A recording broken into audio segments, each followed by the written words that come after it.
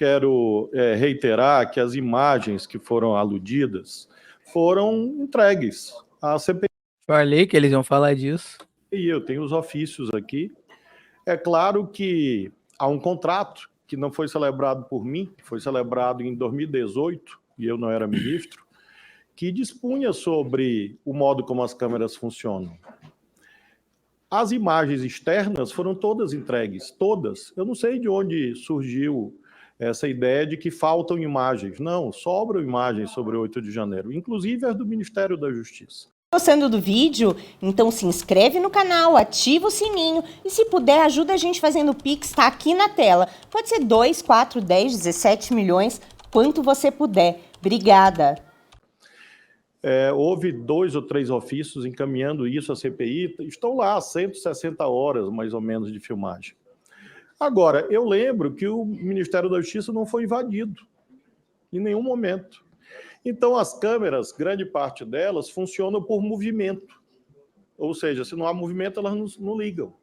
E outras tantas foram examinadas pela Polícia Federal e foram consideradas desnecessárias pela Polícia Federal porque eram corredores vazios, já que não houve invasão no Ministério da Justiça. Isso aconteceu também no Senado, aconteceu no GDF e em outros órgãos. O contrato dispunha sobre conservação em 30 dias.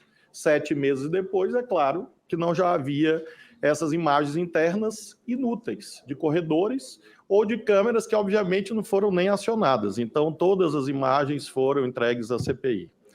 Em relação a casos concretos, como disse o doutor Gonê, é claro que eu não posso me pronunciar, porque isso decorreria impedimento ou suspeição. Então, sobre o inquérito que lá tramita, evidentemente, eu vou me pronunciar no momento próprio nos autos, e não agora, antecipadamente, porque isso quebraria os deveres de imparcialidade inerentes ao exercício da magistratura. Em relação a Big Techs, a situação ali, infelizmente, houve uma edição, era de ameaça à vida de crianças. Havia 8 perfis na internet com o nome do assassino das crianças de Suzano. Era esse o fato. E nós pedimos à empresa que retirasse, porque isso é apologia de fato criminoso. Aquela fala minha indignada, justamente indignada, de pai, é de que a empresa respondeu que não tiraria, porque considerava que, à luz dos termos de uso e da liberdade de expressão, ter um perfil de um homicida na internet não é apologia do homicídio. E claro que a minha resposta foi aquela: esse é o fato. Não era, portanto, nada desvinculado do cumprimento dos meus deveres de zelar pela vida das crianças, na medida em que é abjeto que haja perfis de um assassino no ar. Então, esse foi o contexto, e o doutor Gonê, com seu brilhantismo, dissertou sobre os parâmetros doutrinários acerca da liberdade de expressão, que ali disse. Ora, se existe um crime de calúnia, difamação, injúria, incitação à prática criminosa, apologia de fato criminoso, racismo, tudo isso está votado pelo Congresso Nacional.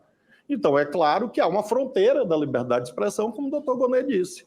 A liberdade de expressão não alberga, não protege calúnia, não protege ameaçar a vida de crianças, não protege racismo. Foi isso que eu ali disse e aqui reitero. Entendeu, Monarca? Sobre comparecimento ao Senado e à Câmara. Senador, eu compareci aqui 8 vezes. Tenho certeza que sou o recordista de detentor de convites e convocações. São mais de 120 convites e convocações. Atendi as que foram possíveis. Ainda assim, aqui estive durante 29 horas e 30 minutos. A minha presença na Câmara, no Senado, nesse ano, completou 29 horas e 30 minutos de atendimento a convocações e convites. Isso, claro, é uma prova de respeito às casas parlamentares. E, finalmente, sobre o Complexo da Maré. Eu tenho aqui os ofícios e todas as senhoras e os senhores... Tinha esquecido desse espantalho também. Assim como eu, conhecemos bem a realidade brasileira. Dizem que eu subi o morro. Não, não havia morro. Houve um ingresso em 15 metros a partir da Avenida Brasil, atendendo a um convite, e eu tenho aqui os ofícios. Estão aqui.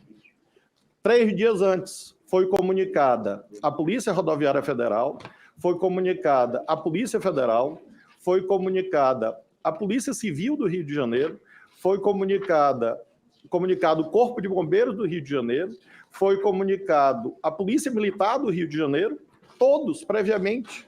E todas essas instituições estavam presentes lá. Eu não sei também de onde tiraram essa história de que não havia segurança. Havia, de todos esses órgãos aqui, que foram comunicados 3 dias antes da visita.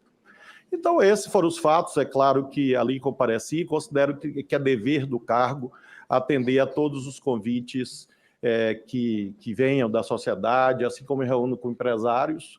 É claro que eu atendo convites das pessoas mais pobres também, e fiz isso a minha vida inteira, e fiz com total segurança a minha integridade física, até porque ali está a minha esposa, e nós temos filhos, e claro que eu não compareceria sem segurança. E, portanto, essa é a prova, e eu me faço acompanhar aqui sempre de provas documentais que lastreiam as afirmações que tenho aqui feito. Senador Rogério Marinho. É isso, senhoras e senhores. Foi a fala do Dino aí, respondendo a 3 já notórias mamadeiras que ele quebra quase que toda semana, né, por insistência da oposição, que foi a questão aí das câmeras do Ministério da Justiça no dia 8, a presença dele, né, a visita dele ao Complexo da Maré, onde falam que ele foi se encontrar com facção criminosa, que ele tinha um aval da facção criminosa, que ele subiu o morro, quando não, né, inclusive dá para ver na filmagem, o carro vem da Brasil e vira, e entra, e nem entra muito dentro da comunidade.